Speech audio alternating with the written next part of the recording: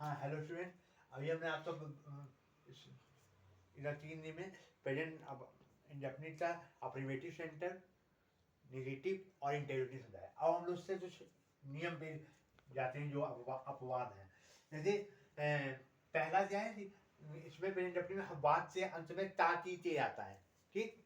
जैसे वह जाता है, वह खेलता है, वह दौड़ता है, वह सब में तातीते आएगी। तो और दूसरा इसमें जैसे वह खेलता है तो है कि इंग्लिश नहीं होगी, हमने आपको बताया था ना, है कि इंग्लिश नहीं होगी, या तुम खेलते हो, है, हूँ, हो, बात के अंत में आता है पर उसकी इंग्लिश नहीं होती, वो डोंट ट्रांसलेट, ठीक है।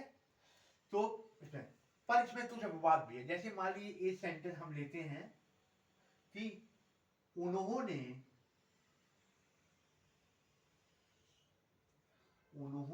अपना खेत जोत लिया है, अपना खेत जोता है, जोता है। अब कहने वाले बच्चे ये कंफ्यूज हो जाएंगे कि इसमें भी जो तातीते आ रहा है लास्ट में जोता है, पर यहाँ पे ये सेंटेंस प्रेजेंट परफेक्ट है, तो उसका काम पूरा हो गया है, उसने अपना खेत जोता है, ठीक। यहाँ पे ये प्रेजेंट परफेक्ट में आएगा, नॉट प्रेजेंट इंडेफिनिट, ये एक अपवाद है। या ए सेंटेंस और हम है, जैसे इंग्लिश में क्या हो, उन्होंने दे प्लाउड, जोतने इंग्लिश प्लाउड,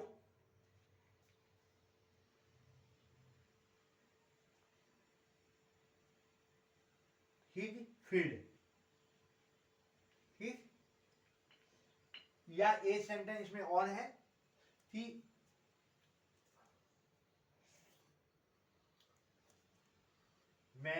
मैंने अपना घर पोता है, ठीक है, जैसे पुताई होती है वही, मैंने अपना घर पोता है। तो पोता जो है ये भी जो है ऐसे ताकि देश में आ रहा लास्ट में, पर ये भी प्रेजेंट पर इंडेफिनिट में नहीं आएगा, तो ये भी काम पूरा हो गया है, मैंने अपने घर पोताई, यहाँ पे भी काम ये प्रेजेंट, पर ये दो वाक्य जो हैं ये एक अपवाद है, ये प्रेजेंट परफेक्ट हैं, ना कि प्रेजेंट डेफिनिट है। इसलिए एग्जाम में आता है तो इसकी इंग्लिश आई हैव और उसमें थर्ड फॉर्म लगेगा, प्रेजेंट परफेक्ट की तरह होगा, नॉट ए प्रेजेंट डेफिनिट। समझ आ गया, ठीक। इसमें नियम बस होनी है, लास्ट में तातीते आता है, और दूसरा इसमें है हूँ से इंग्लिश नहीं होती है। और हम आप तो हमने बता दिया कि नेगेटिव में नहीं, सबके साथ डू आता है, डू नॉट, और बस ही सी डज नॉट आता है। और जो हम लोग थर्ड पर्सन में वर्ब में एस बढ़ाते हैं वो हम लोग डू है, डन, वर्ब में एस नहीं बढ़ता है, ठीक। अब इसी तरह इंटेरोगेटिव में भी अभी हमने आपको समझाया था कि डू और डज इंग्लिश सबसे पहले क्वेश्चन आता है क्या वहां जाते हैं, तो डज ही गो, तो इसमें वही वाली बात है कि जो वर्ब में एस बढ़ रहा था प्रेजेंट अफर्मेटिव सेंटेंस में, वही ईएस इसमें डगना दिया है और वो इंग्लिश सबसे पहले आएगी, ठीक। और अदर वाली तो इसको सब बीच में बढ़ता है कि वह क्यों जाते हैं, तो वाई, वाई जो क्यों इंग्लिश वो सब डज से पहले आ जाएगी, सबसे पहले उससे इंग्लिश बनेगी, वाई डज ही गो, वह क्यों जाते हैं, ठीक है, समझ आ रहा है।